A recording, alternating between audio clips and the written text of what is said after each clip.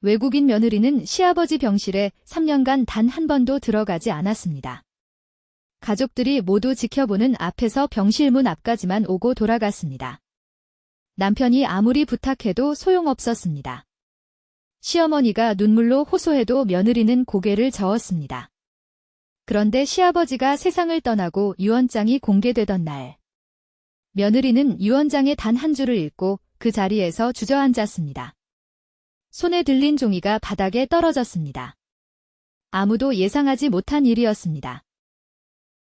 5년 전, 김철수 할아버지는 아들이 데려온 여자를 처음 봤습니다. 베트남에서 온 응웬이라는 이름의 여자였습니다. 아들 민호는 사업차 베트남을 오가다가 그녀를 만났다고 했습니다. 철수 할아버지는 마루에 앉아 두 사람을 내려다봤습니다. 응웬은 서툰 한국어로 인사를 했습니다.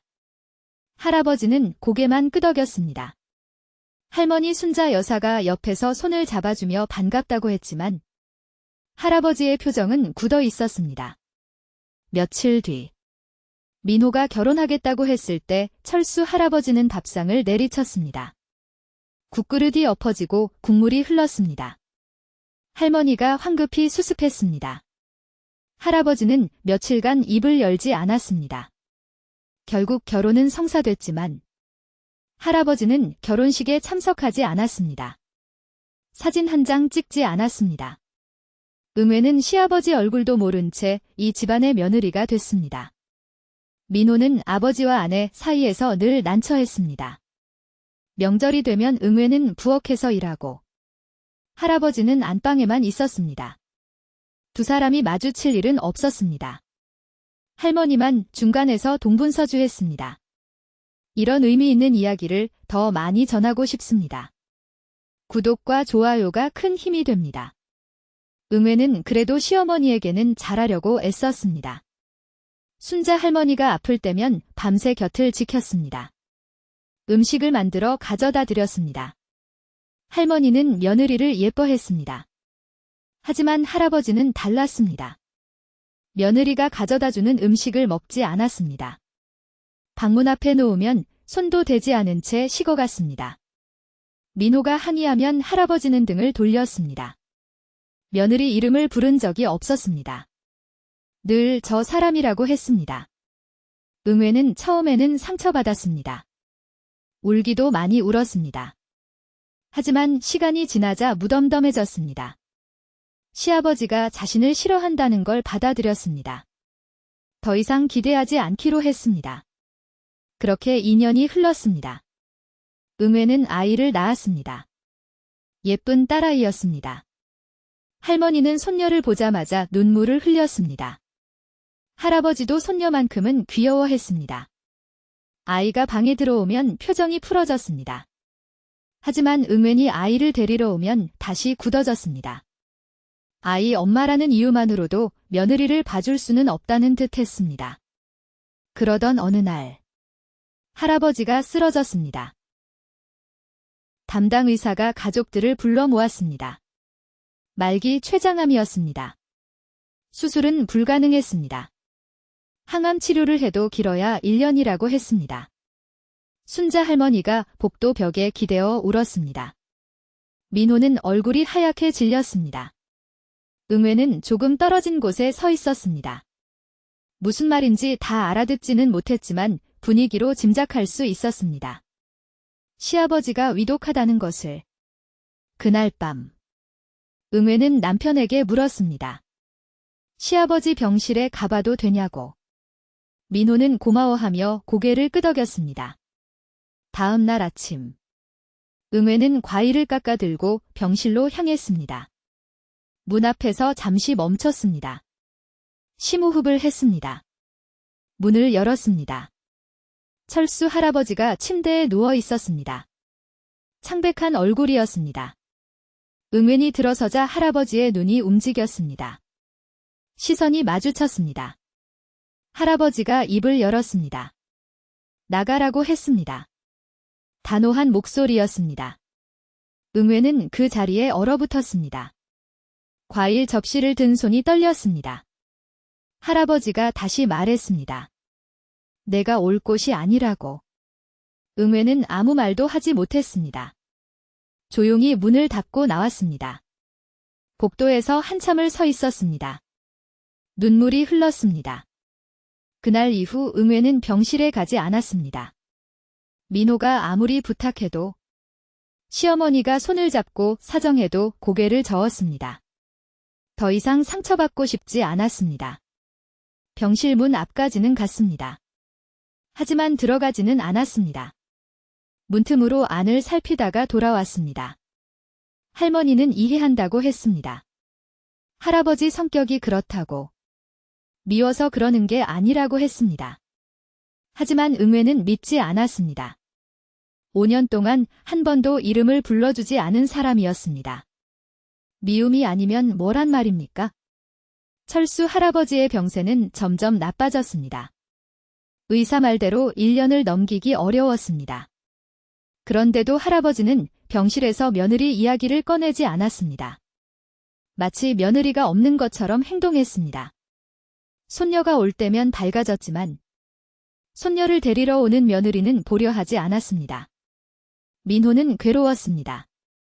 아버지와 아내, 어느 쪽 편도 들 수 없었습니다. 그저 시간이 지나기만을 바랐습니다.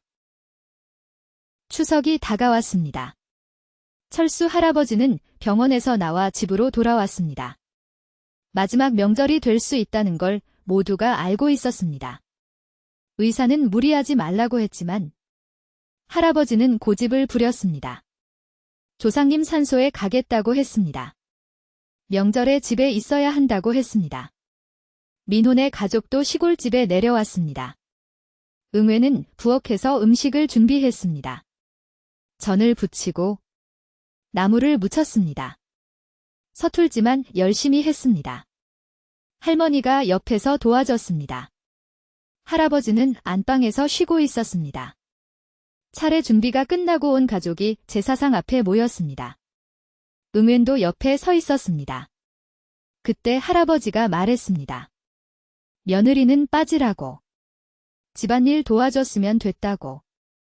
조용한 방 안에 할아버지의 목소리만 울렸습니다. 응외는 잠시 멈칫했습니다. 그리고 조용히 부엌으로 돌아갔습니다. 민호가 따라가려 했지만 응외는 괜찮다고 손을 저었습니다. 할머니가 할아버지에게 뭐라 했습니다. 왜 그러시냐고. 할아버지는 대답하지 않았습니다. 차례가 끝나고 식사 시간이 됐습니다. 응외는 음식을 나르기만 하고 식탁에 앉지 않았습니다. 밖에서 혼자 밥을 먹었습니다. 3살배기 딸아이가 엄마를 찾아 마당으로 나왔습니다. 엄마 왜 여기서 밥 먹어? 하고 물었습니다. 응외는 웃으며 대답했습니다. 여기가 시원해서 그래? 아이는 엄마 옆에 앉아 같이 밥을 먹었습니다. 그 모습을 할머니가 창문 너머로 지켜봤습니다. 눈시울이 붉어졌습니다. 그날 밤 할머니가 할아버지에게 말했습니다. 며느리 너무 서운하게 하지 말라고. 그래도 민호 아내고 손녀 엄마 아니냐고. 할아버지는 한참을 침묵했습니다. 그리고 나지막이 말했습니다. 내가 해야 할 일이 있다고? 할머니는 무슨 뜻인지 몰랐습니다. 할아버지는 더 이상 말하지 않았습니다. 며칠 뒤 할아버지는 다시 병원에 입원했습니다. 상태가 급격히 나빠졌습니다. 의식이 오락가락했습니다. 어느 날 밤 간호사가 민호를 불렀습니다. 아버지가 뭔가 쓰고 계신다고 했습니다. 민호가 병실에 들어갔을 때 할아버지는 침대에 비스듬히 앉아 있었습니다. 떨리는 손으로 무언가를 적고 있었습니다. 아버지 뭐 하세요? 민호가 물었습니다. 할아버지는 대답하지 않았습니다. 다 썼다며 봉투에 넣었습니다. 봉투 겉면에 이름을 적었습니다. 글씨를 알아보기 어려웠습니다. 할아버지가 말했습니다. 이거 변호사에게 전해라. 유언장이다. 민호는 가슴이 내려앉았습니다. 아버지가 유언장을 쓴다는 건 얼마 남지 않았다는 뜻이었습니다. 며칠 뒤 또 한 통의 편지를 썼습니다. 이번에는 봉투에 이름이 없었습니다. 할아버지는 그 봉투를 유언장과 함께 넣어두라고 했습니다. 민호는 무슨 내용인지 묻지 않았습니다. 물을 수가 없었습니다. 아버지의 마지막 뜻이니까요. 그 무렵 응외는 여전히 병실에 들어가지 않았습니다. 하지만 매일 병원에는 왔습니다. 음식을 만들어 민호에게 건네줬습니다. 시어머니를 위해 간식을 챙겼습니다. 병실 앞복도 의자에 앉아 기다렸습니다. 들어가지 않았을 뿐. 떠나지도 않았습니다. 할머니가 나와서 고맙다고 손을 잡았습니다. 응외는 웃으며 당연한 거라고 했습니다. 가족이니까요. 그 말에 할머니가 울었습니다.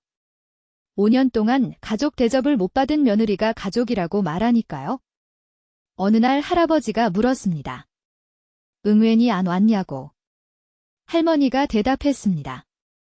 매일 와서 복도에 있다고. 들어오라고 해도 안 들어온다고.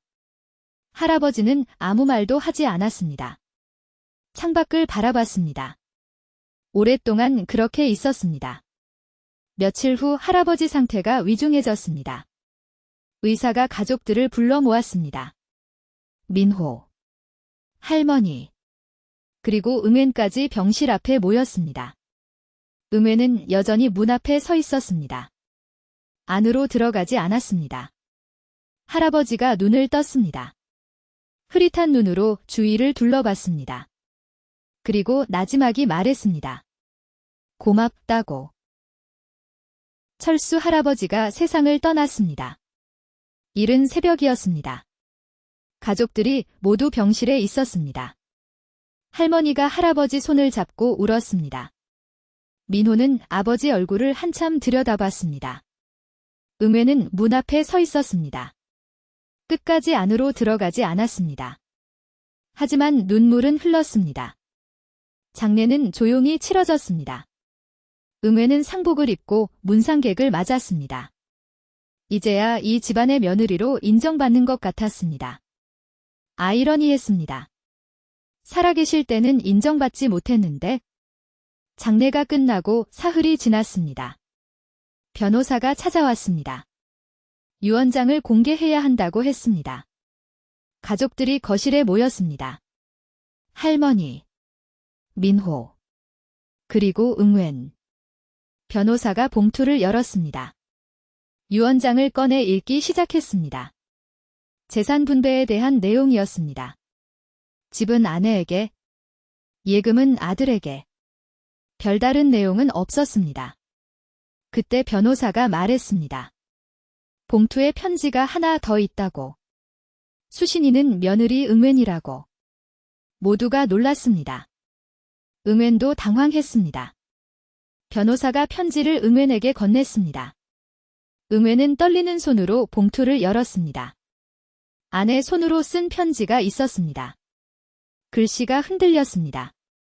병상에서 쓴 게 분명했습니다. 응웬이 읽기 시작했습니다. 처음에는 담담했습니다. 하지만 읽어갈수록 표정이 변했습니다. 눈이 커졌습니다. 손이 떨렸습니다. 편지 중간쯤에서 응웬이 멈췄습니다. 더 이상 읽을 수 없었습니다. 무릎이 꺾였습니다. 바닥에 주저앉았습니다. 편지가 손에서 떨어졌습니다. 울음이 터졌습니다. 민호가 놀라서 다가갔습니다. 엄마도 놀랐습니다. 무슨 내용이기에 이러냐고 물었습니다. 응웬은 대답하지 못했습니다. 그저 울기만 했습니다. 민호가 떨어진 편지를 주었습니다. 읽기 시작했습니다. 할아버지의 글씨였습니다. 편지는 이렇게 시작했습니다. 며느리 응웬에게. 내가 살아생전 너를 멀리한 이유를 이제 말하려 한다. 너를 미워해서가 아니었다. 나는 너를 처음 봤을 때부터 알았다. 내가 착한 사람이라는 걸? 내가 이 집안에 복을 가져다 줄 사람이라는 걸? 하지만 나는 받아들일 수가 없었다. 내 안에 있는 부끄러움 때문이었다. 젊었을 때 나는 베트남에 군인으로 갔었다. 거기서 무슨 일이 있었는지는 말하지 않겠다. 하지만 그 일이 평생 나를 괴롭혔다. 베트남 사람을 볼 때마다 죄책감에 시달렸다. 내가 이 집에 들어왔을 때 나는 내 얼굴을 볼 수가 없었다. 내가 아니라 내가 부끄러웠던 것이다. 너는 잘못이 없다. 나의 잘못이다. 나는 비겁한 사람이었다. 내 앞에서 당당할 수가 없었다. 그래서 피했다. 차갑게 굴었다. 그게 최선이라고 생각했다. 하지만 틀렸다. 너는 그런 대우를 받을 사람이 아니었다. 내가 매일 병원에 와서 복도에 앉아 있다는 걸 알고 있었다. 들어오지 않는 게 아니라 들어올 수 없게 만든 게 나였다. 그런데도 떠나지 않았다. 정말 고마웠다. 미안하다. 이 말을 살아서 하지 못해서 미안하다. 부디 나를 용서해다오. 그리고 민호를 잘 부탁한다. 손녀를 예쁘게 키워다오. 너는 이 집안의 소중한 가족이다. 뒤늦게 인정한다. 철수. 민호가 편지를 다 읽었습니다. 그도 울고 있었습니다. 할머니도 울었습니다. 아무도 몰랐던 이야기였습니다. 할아버지가 왜 그랬는지 이제야 알게 됐습니다. 한 달이 지났습니다. 응애는 시골집을 찾았습니다. 할아버지 산소에 가려고요. 마당에 서서 집을 둘러봤습니다. 5년 전 처음 왔던 날이 떠올랐습니다. 서툰 한국어로 인사하던 때가요. 그때 할아버지의 굳은 표정이 이제는 이해가 됐습니다. 미움이 아니라 부끄러움이었다는 것을요. 산소 앞에 섰습니다. 저를 올렸습니다. 그리고 말했습니다. 아버지, 저 왔어요. 진작 말씀해 주시지 그랬어요. 제가 이해했을 텐데. 저도 죄송해요. 끝까지 병실에 안 들어가서. 아버지가 힘드셨을 텐데. 이제 알았어요. 아버지도 아팠던 거. 저보다 더 아팠던 거. 용서할게요. 아니, 용서할 것도 없어요. 아버지는 잘못한 게 없어요. 그냥 아팠던 거예요. 저도 아팠고요. 이제 됐어요. 아버지, 편히 쉬세요. 응웬이 일어섰습니다. 산소를 내려오는데 할머니가 기다리고 있었습니다. 두 사람이 손을 잡았습니다. 할머니가 말했습니다. 할아버지가 항상 미안해했다고. 병상에서 자주 내 이름을 불렀다고. 응웬이 눈물을 닦으며 웃었습니다. 알아요, 어머니. 이제 알아요. 집으로 돌아오는 길에 민호가 말했습니다. 아버지가 남긴 게 하나 더 있다고. 서랍에서 작은 상자를 꺼냈습니다.